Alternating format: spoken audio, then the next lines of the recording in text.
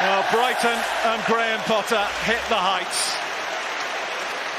This is their best Premier League season, and this afternoon they provided their fans with one of their best ever Premier League moments. A 4-0 win against Manchester United.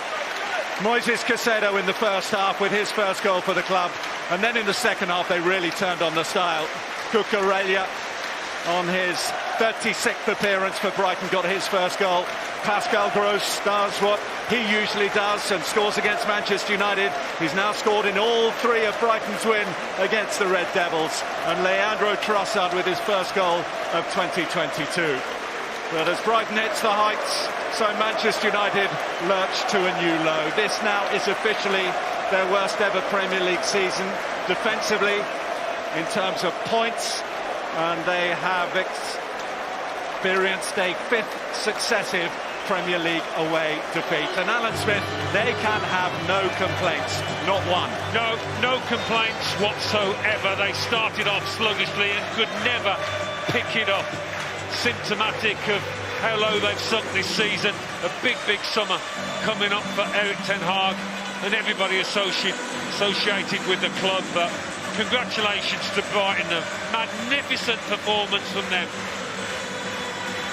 For the Brighton supporters, this is very much an I was there afternoon. The afternoon that they beat Manchester United at the Amex by 4-0. And this, of course, is a Brighton side who couldn't win at home in 2022. They've struggled to score at the Amex all season. A quarter of their goals at home have come in this one match against Manchester United. They were struggling to do it, but they've come up against an opponent who've lost their last 5 away matches, scoring twice and conceding 16 in that time. Marc Cucurella moved to tears by his goal, the second in Brighton's 4-0 defeat of Manchester United.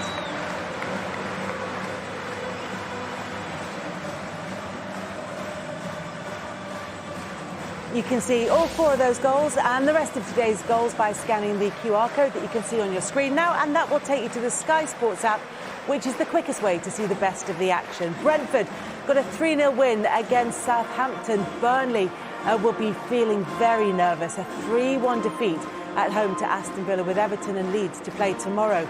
Chelsea were 2-0 up ahead in front of their new owner Todd Bowley, but Wolves came back to draw 2-2, a 90+7 equaliser from Conor Cody. Crystal Palace's 1-0 win against Watford means that Watford are now officially relegated to the Championship next season. And with about 20 minutes to go, Liverpool against Tottenham still to get underway today.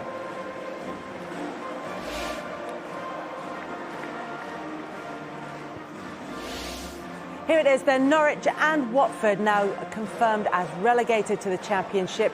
Everton and Leeds, as I say, in action tomorrow. Burnley on 34 points, but look, they've played a game more than Leeds rather, and 2 more than Everton.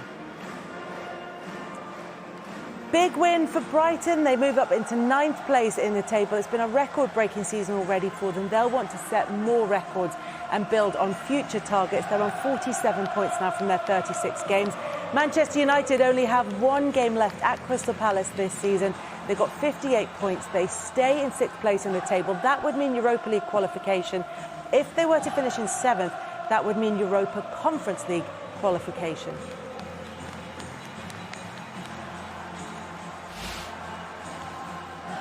Well, the Brighton fans aren't going anywhere, and at the moment, neither is Graham Potter, as he stays there and salutes the home supporters who've been enjoying themselves right since the beginning of this game. There have been some tense moments between the supporters and the manager at times. There haven't been the good results at home that there have been away, but this one will top them all. A 4-0 victory over Manchester United. And there's loads more football coming your way on Sky Sports. Super Sunday gets underway with Arsenal against Leeds. That is looking increasingly important to Leeds, that game. 1 o'clock for all the build-up to that one. And then it's Manchester City against Newcastle as we follow the title race from 4 o'clock. In midweek, more title race action. Aston Villa are the hosts, Liverpool are the visitors on Tuesday. Then on Wednesday, there's a choice of action as Leeds take on Chelsea, all focused there on the relegation battle. Wolves taking on Manchester City if your interest is in the title race. And then on Thursday, it's all about the top four with that North London derby between Tottenham and Arsenal. Build up from 7 o'clock. Coming up, well, there's lots to say about that from a positive point of view for Brighton and from a negative point of view once again for Manchester United. Dion Dublin and Graham Souness will be giving us their thoughts on a statement win at the Amex for Brighton.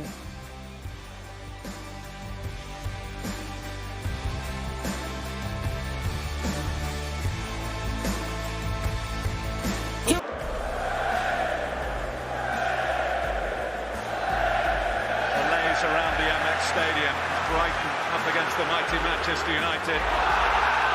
And here's Welbeck, followed in. Manchester United wilting, they're falling apart, and Brighton are making hay. Manchester United humiliated by a Brighton side who've beaten the team in the top flight by a 4-goal margin for the first time ever. Lewis Dunk and Mark Cucurella are with Patrick Davison. Guys, well played, Lewis. You've seen it all, been on the journey with this club. Ever been involved in anything quite like that? Yeah, but it was a special day. They were top side and we had to be at our best, and we were today, and it showed out there. I think we've let our home fans down a lot this year, and to come to the end of the season and reward them with that, I think it was a nice moment. Was that really on your minds then? We owe the fans one. Yeah, we've been thinking it. Obviously, away from home, our form's been excellent. Home form's not been so good. That's probably held us back a bit in the league, and they've had to watch some not so good performances, and you can hear the noise out there today. They enjoyed that one. Mark, Brighton 4, Manchester United 0. How does that sound? No, this is unbelievable. I think the great effort of the team. We played really well. We scored a lot of goals, and this is very happy because the team worked together all the season. We stay 6 games lose, and this is a present for the fans, for the team, and for all the season. You picked a good moment for your first goal. Yeah, good moment. This summer, me and my family have a bad moments. Come here is difficult. New country, new league, new language, and this is very difficult. And now is very excited for me, for my family, because we stay together here in the bad moments, and this is a present for him. So is that why you looked so emotional when you got your goal? Yeah. This is because for me, it's difficult to come here, for my family as well, because when we come here, my little son have 10 days, and this is difficult for together. And now he's a present because he stay with me always. We travel with me, we change the city, there's no problem.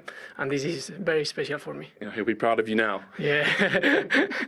Hey, Lewis, I suppose maybe just a few moments, a few times in a player's career where football just feels perfect and beautiful and easy. Was there just a spell, particularly in that second half, where it just all worked? Yeah, and I think we waited for that one to come all together, and it come today. But obviously, there were still a couple of moments we switched off where I wasn't happy and I was shouting. But come on, Lewis. I'll never be. I'm happy, but I'm never too happy. It's a great win. Yeah, so we go away and have a nice evening. Yeah, and Mark, that third goal, I think you were involved. Great pass from Robert Sanchez. You took it down, and it obviously ends up Pascal Gross in the back of the net. Perfect Brighton football, that. Yeah, this is true. We like play football. We use the keeper for the build up, and this is a great goal. We work these movements in the training, and today with this movement we score, and this is happy for the work of the team. And I know you talked about you're doing brilliant. I know you talked about some of the challenges you've had, but if you look like you've made it quite easy, actually. Too easy. Go on. Too easy. Go on. How good is he? Amazing. From game one to now, to come, like you said, over to a new country, new league, into the Premier League, and perform at a consistent level he has, he's been outstanding. A pleasure to play with. How do you feel hearing those words? Yeah, because it's too easy play with this captain and in his side. For me, it's easy. It sounds like he keeps moaning at you. Yeah, this sometimes we have some some bad words for me, but this is the game and no problems. Oh, we should be done with this interview, but what are the bad words? Too brief for the telly. Well done today, brilliant. Thank you. Thank very you. much. Cheers. Thank you. Fantastic. Yeah, we appreciate the effort in not using them. But look, in terms of the reaction to that win, they're trying to sort of keep a lid on it, the Brighton players, and sort of not to be too celebratory about it. But what did you make of that Brighton performance? They were fantastic. I mean, right from the first minute, they're on the front foot. I thought Man United had a player sent off. They just couldn't get into the game, second to everything. They were determined to put a show on for the supporters. What you have to say about Brighton is, you know, if a team can't win away from home, like Everton, you're questioning their character. Well, they go away from home and win, but find it difficult at home. That can only be that teams maybe show them a bit more respect when they go down to Brighton now and sit in and wait and try and nick the game from Brighton. Because Brighton are a really good football team. You know, they only try and play one way, which is try to get on the front foot, you know, pass and move. They've got some great technicians, McAllister, Gross, Trossard, you know, really good technical players. And I think, you know, I think if I lived down that area, I'd be buying a season ticket there. I enjoy watching them play. How difficult or otherwise did Manchester United make it for them? Well, it didn't look difficult the way they passed around those red shirts today. Brighton looked comfortable. They looked comfortable in possession because there wasn't much pressure on them at all. Man United didn't know whether to stick or twist. Do we squeeze? Do we not squeeze? Whatever they did today, Man United I'm talking about, it just wasn't good enough. In every single department, in a Man United shirt, wasn't good enough. It really wasn't. You know, I'm not going to take anything away from Brighton. They were outstanding. Sometimes you say, well, De Gea was outstanding today, but the finishes were brilliant, and Brighton deserve all the plaudits. Yeah, good finishes right from the off. Let's start with the first goal. Moises Caicedo. Yeah, listen, great finish. You know, it's in the box here. It doesn't get cleared. It's a terrible header from Tellez, and they don't really deal with it. McAllister has a shot. It gets blocked, but Caicedo to drag it into his path from his left foot, stretching away, keeps it under control. And you know what? It might not look like a lot of time, but he's taken a second or a second and a half where there should be pressure on him. Left foot to right foot, sorts his feet out. There's no real pressure on him. Sticks it through Lindelof's legs into the bottom corner. Deserved to be one up. First goal for him and a first goal for Cucurella in the Premier League. Yeah, this take here from McAllister. Silky takes a Man United player out of it. And it's a wicked ball across the front. Goalkeeper doesn't want to come for it. It's between the last defender and the goalkeeper. It was a gorgeous ball. Watch this take here. And then he fires it across. That's a gorgeous ball. Ends up with Trossard. He hesitates and he just sets it up nicely with Cucurella. Really, the only place it could have gone in the net, but a lovely strike. Look, bit of bend on it. You're thinking the goalkeeper might have done better. Again, the Pascal Gross goal was another well-worked opportunity. You see how emotional Marc Cucurella was after that goal. He said the emotion just overtook him. But after the third goal, Brighton were absolutely in control. I mean, this is my favourite goal, you know. What a pass from the keeper. Cucurella's there. He was outstanding the left-back all day. The keeper made some great saves as well. Into Trossard, into Gross. He shapes to use his right foot, but he comes on his left. Again, you can see on the big picture there, look at those Brighton players, look at the movement off the shoulders of those Man United players, not panicking, getting into goal-scoring positions and making sure that they score when they have those opportunities, which they haven't been doing all season. Today, they made it look easy. And I'm thinking to myself, why can't you do this all the time, away or at home? Been brilliant today. The finish for the fourth goal was a little scruffy, but the move was lovely. That pass there from McAllister, first time pass, he's aware. He finds Gross. Gross is running into the box. That's too easy. Too easy. Runs on his backside. Down the side for Welbeck. Welbeck, why he doesn't shoot? Watch this. It's too easy. Watch Varane go to ground here. That's poor. I don't know where Danny Welbeck doesn't have a go there. There's a nice dink. Dalot is too deep. And it ends up coming off Trossard. That's so avoidable. We should say as well, VAR did look at a potential hand involved in that goal from Trossard, but they couldn't come to anything. But Kelly, you know, they were so positive today. You know, so positive, Brighton, getting players in the box. We can win this. We can outplay them. We can outfight them. They did all the above. Well, you know, 4 doesn't flatter Brighton. And in fact, could it have been more? Yeah, easily. 4 did not flatter Brighton. You know, Man United. You know, the last thing you would hear as a player before you go out is, make sure we start right. Because that generally sort of sets the tone of the game, certainly for the first 15, 20 minutes. And, you know, if you're conceding goals at that point, so that sets the tempo for the image of game going forward. But Man United came out as if they were out for a stroll. This game doesn't matter. They have to accept, and this is what I think a lot of these Man United players don't accept. Man United never have an easy game. You know, I said it before the game. This is not a big game for Man United, but this is a really big game for Brighton. You wear a target on your back when you play for a big football club. And if you can't deal with it, you shouldn't be at that football club. And I would suggest that Man United have a majority of those players that don't deal with it. That's why they've had such a miserable season and they can play like that. You know what? One of the telltale signs for me is there was a clip there after one of the goals where Ronaldo was laughing. And I'm thinking to myself, is he laughing at his players? Is he laughing at the situation? It was a sort of mirthless laugh, wasn't it? It was very much a... Oh, this is ridiculous. Yeah, what's going on here? Am I at Man United or am I not? And it was like, that for me was today. That just summed up today. You can see what he's thinking. He's thinking, well, I always see the last time I had Paul Scholes, I had Roy Keane, Rio Ferdinand, Giggs, yeah. And now I've got this lot. And Manchester United on the wrong end of that 4-0 scoreline. So contrasting emotions for the managers at the full-time whistle. We will hear from both Ralph Rangnick and Graham Potter in just a few minutes' time.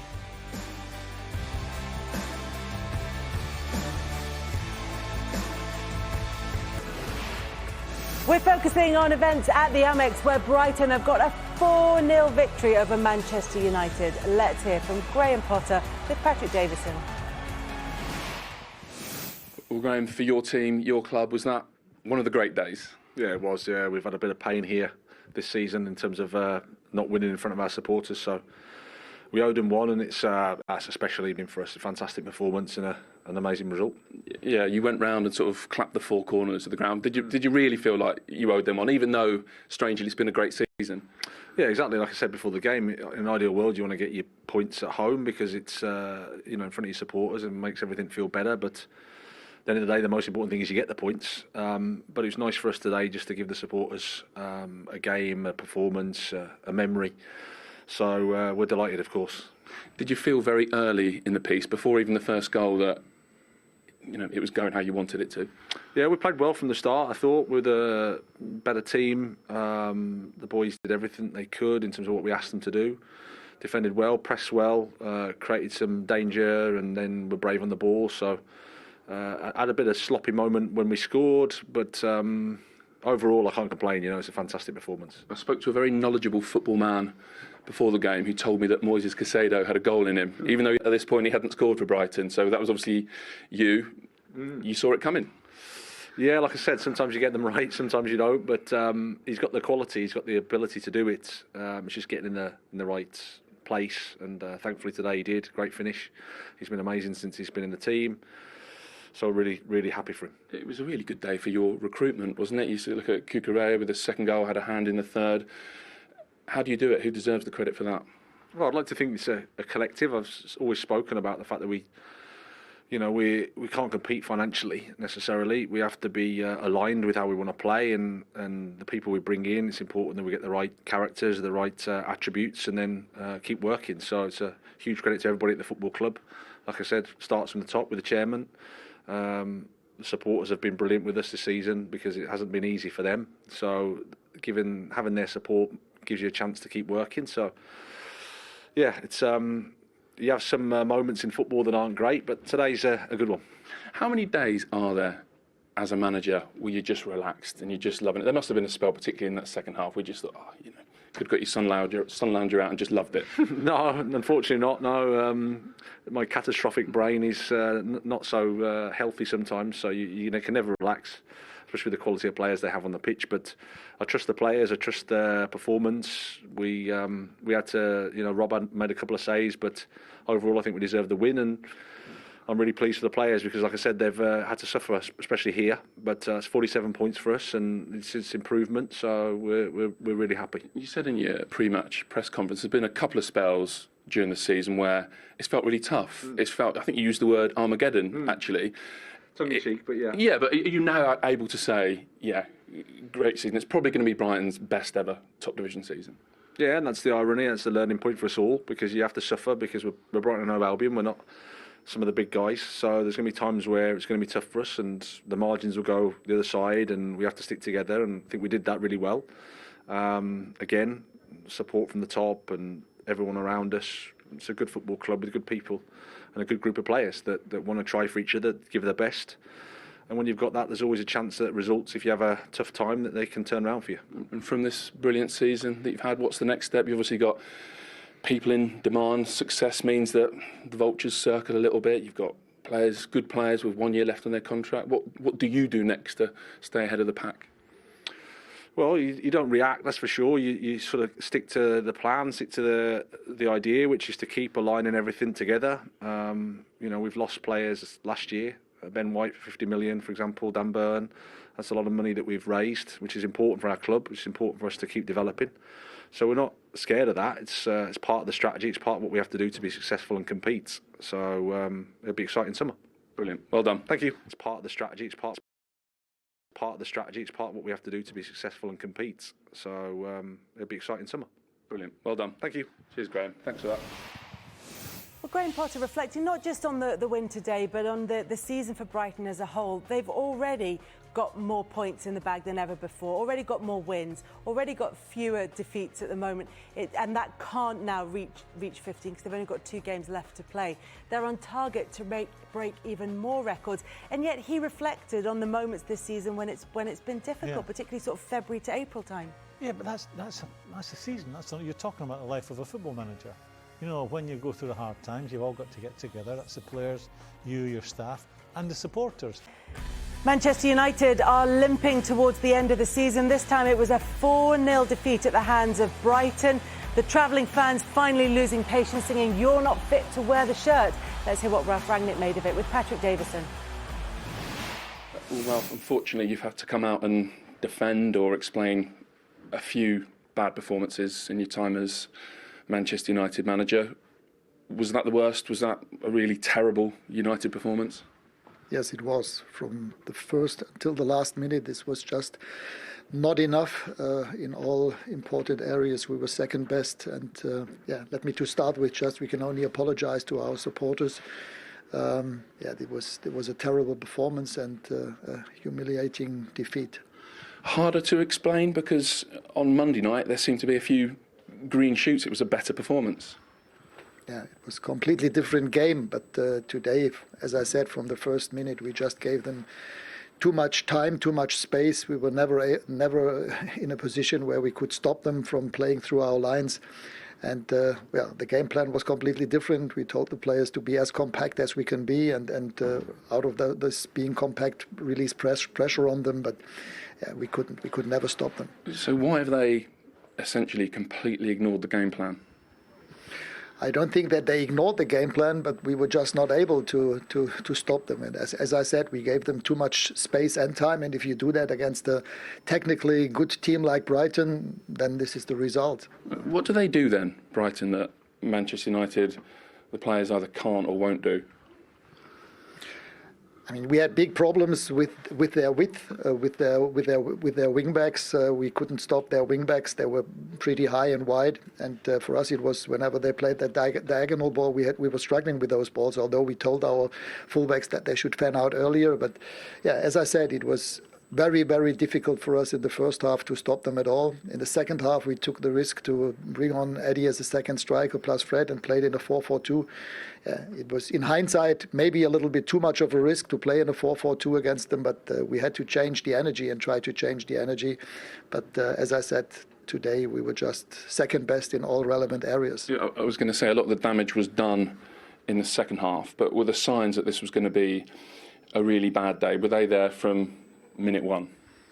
I mean, had we continued to play as we did in the first half, it would also have been only a question of time when to concede the second goal. That's why I decided to go into a more of a risk to play in a 4-4-2 with Eddie and, as I said, with Fred as a second six. But with the 2 early goals, 3-0, 4-0, after 60 or 65 minutes, it was a disaster for us. Why has it happened against a team? I mean, this isn't a team with a great home record. Brighton don't win many games here with respect to them. They don't score many goals here. Why today have they hammered Manchester United 4-0? as I said, as a team, we didn't defend at all. We were not able to stop them. And if you allow a team, no matter if it's Brighton or any other team, but they are good on the ball. We knew that even in the first half, in the first leg when we played them, we were struggling. But if you allow them that much space and time, and then after being 2 or 3-0 up for them, it was easy to play that game. When you reflect on your time at Manchester United, Ralph, do you feel disappointed, not just in today, but that you haven't got more out of the players in general, or were things too far gone, too broken to fix? I think we have to split it up into 2 different areas or halves. And as I said, until the West Ham game or even until the Tottenham game, we had in between very good performances. When we beat Tottenham at home, West Ham at home, when we won at Leeds, it was a completely different level of energy. But in games like today or at Everton, it was also a lack of energy, of aggressiveness. And if you play like that against the ball, you cannot win a game. If you could go back in time, would you still take the call? Would you still come and do this? Well, it doesn't make sense to think about that. When the call came in November, for me, it was clear that I want to do that. And as I said, in the first 4 months, we were on the right pathway. We were still in 3 competitions, and we had really good performances. But as I said, in the last 4, 5, 6 weeks, we were really poor. Thank you. Next one. Ralf Rangnick pulled no punches, and neither did Bruno Fernandes when he spoke to Patrick Davison. The fans have, by and large, stuck with the team, but there were a few around about the hour mark singing "You're not fit to wear the shirt," not just at you, but at the team. I mean, on the basis of that performance, is that fair? No, I include myself on that. What we did today, I talk by myself. What I did today was not enough to hear to be in the Manchester United shirt, and I accept that. Okay. Thank you. Thank you. We've heard this from Manchester United players before, whether it's talking to the cameras or whether it's posting on their social medias, the apologies and the explanations as to why the performance wasn't good enough. Erik ten Hag will be watching this. He'll be making plans for next season. We've talked a lot about what the problems are at Manchester United. What does the solution look like? For a start, how many of those players, for various reasons, do you keep between now and the start of next season? At the very beginning, Dion said that they've got good players. Yeah, they've got some good players. I haven't got any great players, but they've got good players. But they're a country mile away from the 2 teams that they need to catch, which is City and Liverpool. I think, as a football person, looking at that Man United team, the guy that's in charge of them now, they don't listen to him. For me, when I see someone speaking management, I always imagine, I don't know if you ever do this, I always imagine me back in the dressing room as a 22, 23-year-old, and that guy speaking to me. He ain't going to get me at it. This guy, Fergie would get me at it. He would not get me at it. And I think those Man United players have stopped listening a long, long time ago. But if Ten Hag comes in and he's trying to get their attention, which ones do you think are worthy of his attention? Sorry. The thing is, though, is that Rangnick's problem? You know, what do you do if you're Rangnick? What do you do? No, I don't want the Man United job. Of course he's going to take it. Is it Man United's? It's Man United's fault, in my opinion, for not getting the right man in to take the manager's job and give him time to have a. How many interims do Man United have to have? Man United have had 10 years since Fergie packed in of ridiculously poor football decisions. And I've never met that guy. Maybe I'll never meet him. Maybe I will. Maybe I'll get a chance to speak football with him. But what genius is it Man United sat down and thought, we're going to get rid of Ollie. And there's a guy who is an advisor, a consultant. Was it Dinamo Moscow? I've been told he's a man. Well, let's check his CV. There's nothing about his CV that would warrant him getting a job at Man United.